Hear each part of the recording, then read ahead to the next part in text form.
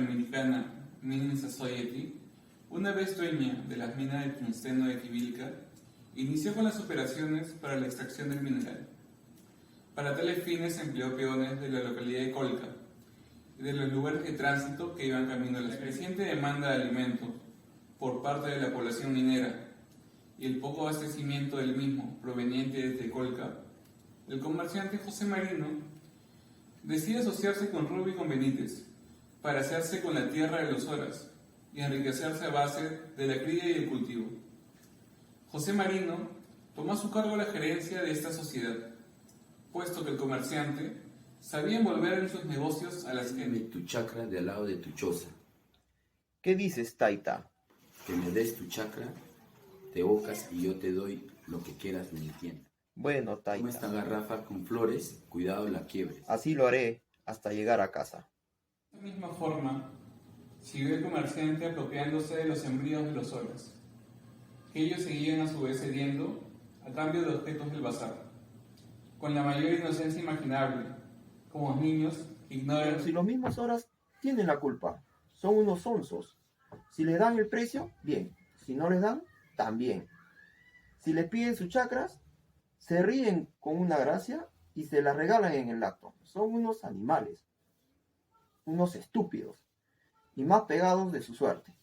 Que se En el bazar de José Marino solían reunirse después de las horas de trabajo a charlar y a beber coñac.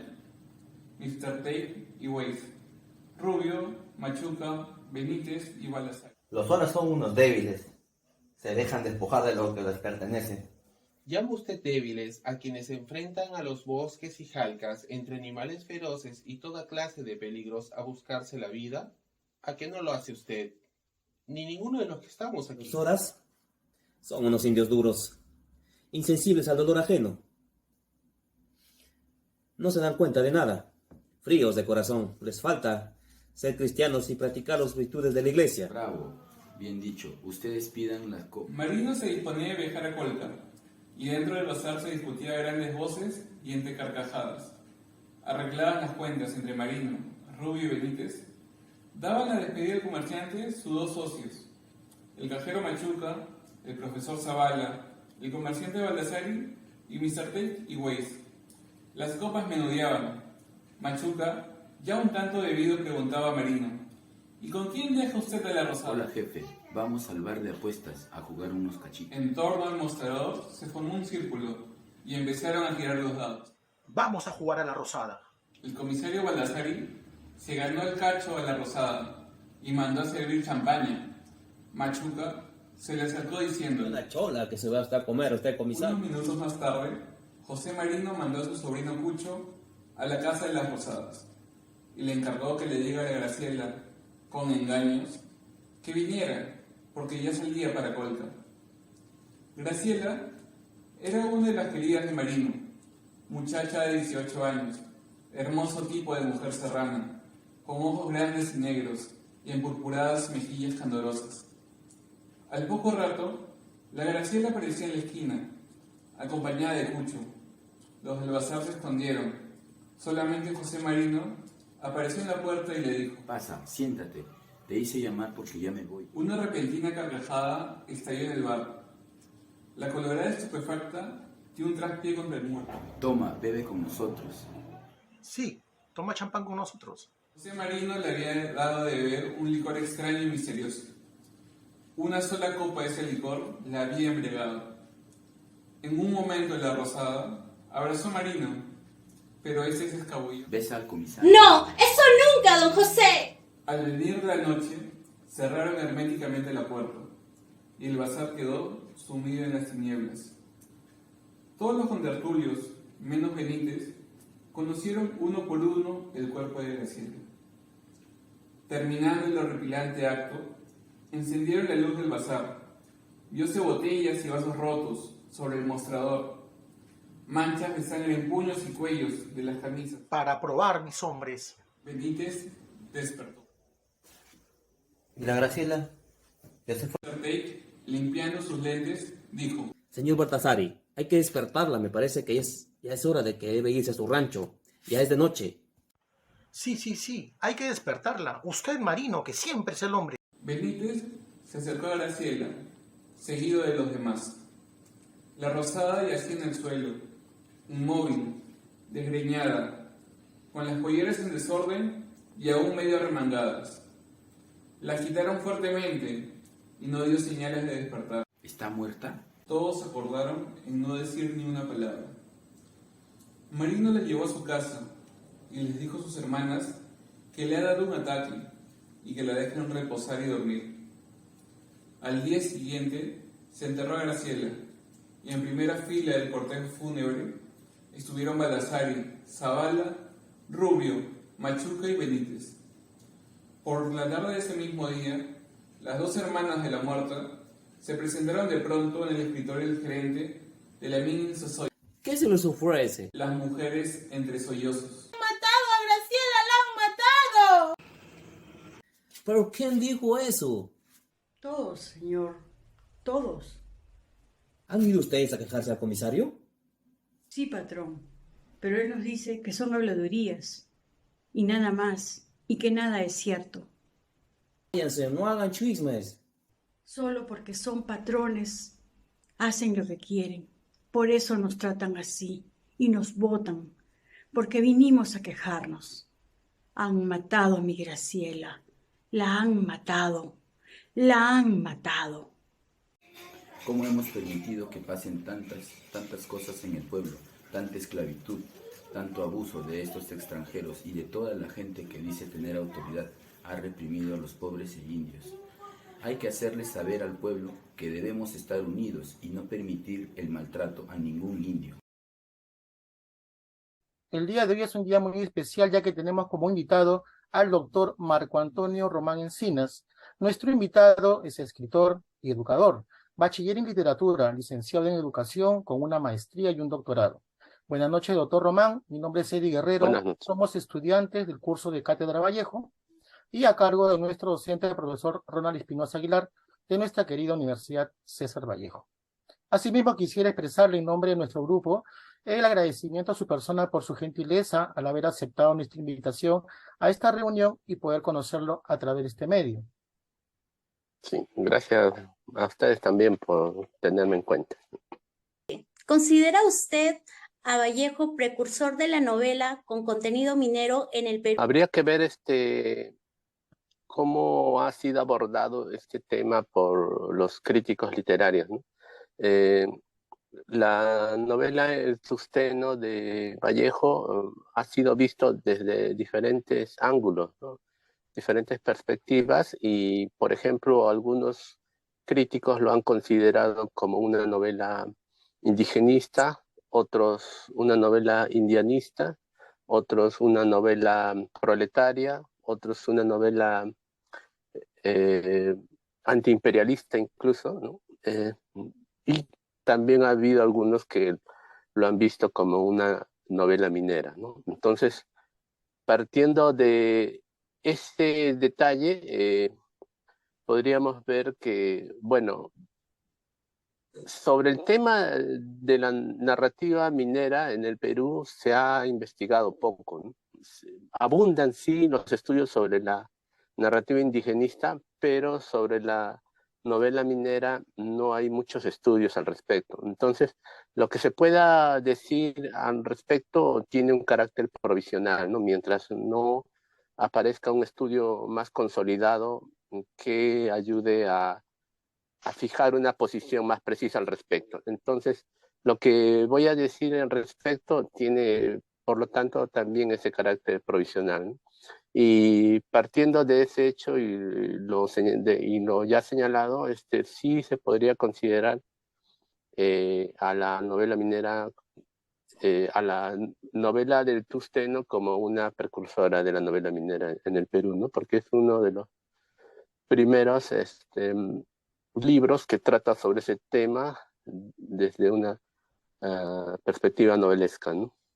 La siguiente pregunta que tenemos para ustedes: ¿por qué cierto sector de la crítica considera la novela El Tungsteno como fallida? Bueno, los textos de Vallejo han sido muy estudiados, ¿no? Y estuve revisando una tesis justamente sobre la novela de Tusteno en San Marcos, en donde hablaban incluso de etapas, ¿no? De estudios críticos a lo largo de la historia, desde su publicación en 1931, ¿no? Hasta la fecha han habido varias etapas en que se ha observado diferentes posturas críticas en relación a la novela, y las primeras etapas tenían un corte más biográfico, ¿no? y, y hacían alusión al contenido ideológico de la novela. Las últimas investigaciones que se están haciendo sobre el tungsteno buscan rescatar el aspecto más estético y de las técnicas con las que ha sido construida la novela, ¿no? La tesis que mencionaba justamente hablaba del uso de la estética de lo grotesco, ¿no? Para referirse a la novela, para poder enfocarla desde un punto de vista más positivo, ¿no? Porque, bueno, visto, si lo analizamos desde el punto de vista de lo verosímil, la novela es como que tiene puntos débiles, ¿no? Por ese lado. Porque, por ejemplo, otro investigador cusqueño de apellido Yepes, que estudió también el tungsteno, mencionaba que, por ejemplo, los indios soras cusqueños no existían como tales como estaban descritos en la novela en Cusco, ¿no? Entonces, por allí, el lado de lo verosímil estaría cojeando, ¿no? Y Yepes decía que los cusqueños son distintos, ¿no? Los indios del Cusco son distintos a como están representados en la novela, y los soras no están en el Cusco, ¿no?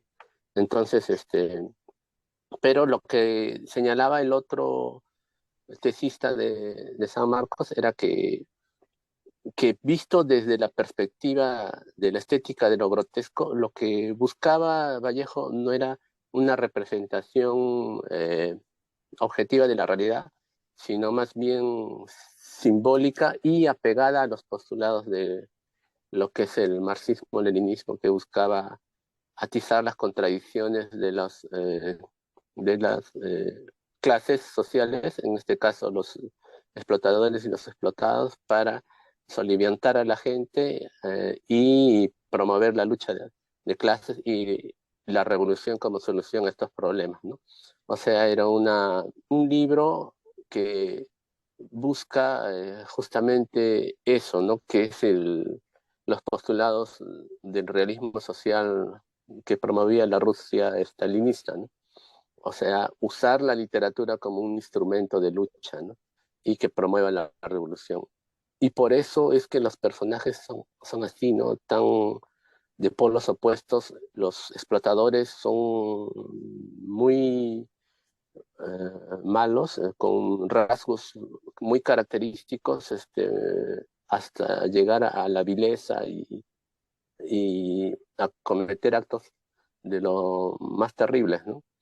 Mientras que los indios soras son gente muy inocente, puros. ¿Cree que se evidencia el marxismo en la novela del Tusteno? Se evidencia en su construcción, en la intencionalidad, y incluso es explícito en la tercera parte, ¿no? La novela está dividida en tres partes, ¿no?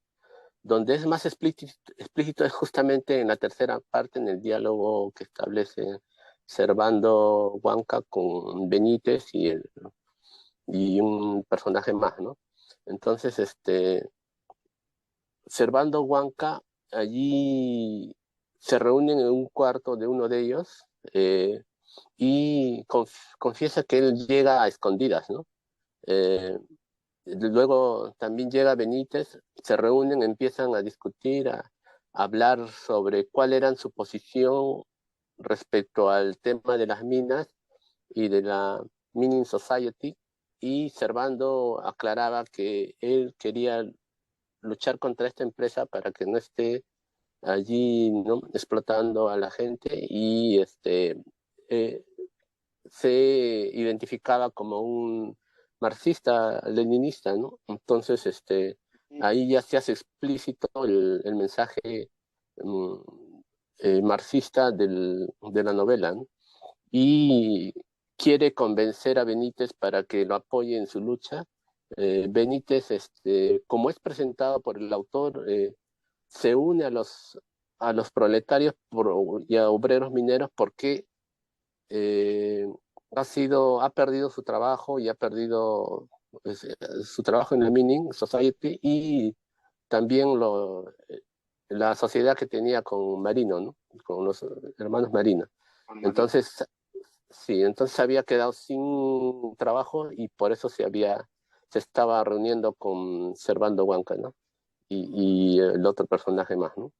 Entonces, bueno, le aclararon ellos que su posición no era de convicción, sino de interés, ¿no? Por haber perdido eh, su puesto laboral y por eso lo estaba buscando. Eh, y Benítez reconocía en su interior que era así, y luego dio a conocer también que quería tomar venganza de ese hecho. La novela Tungsteno, vigente.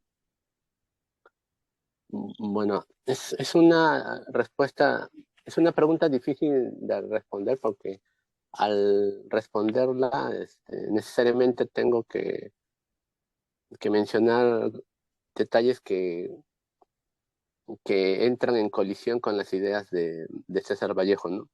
Y bueno, como algunos críticos han señalado, ¿no?, antes de entrar a decir lo que voy a decir, quería anticiparme a señalar que Vallejo es nuestro más importante poeta, según algunos críticos ingleses, el poeta, ¿no?, como poeta, el más importante poeta católico después de Dante, ¿no?, según lo dijo un crítico inglés. Y también otro crítico inglés señaló que Vallejo era el poeta más importante del siglo XX en todos los idiomas, ¿no? Entonces, a ese punto llega la importancia de Vallejo como poeta.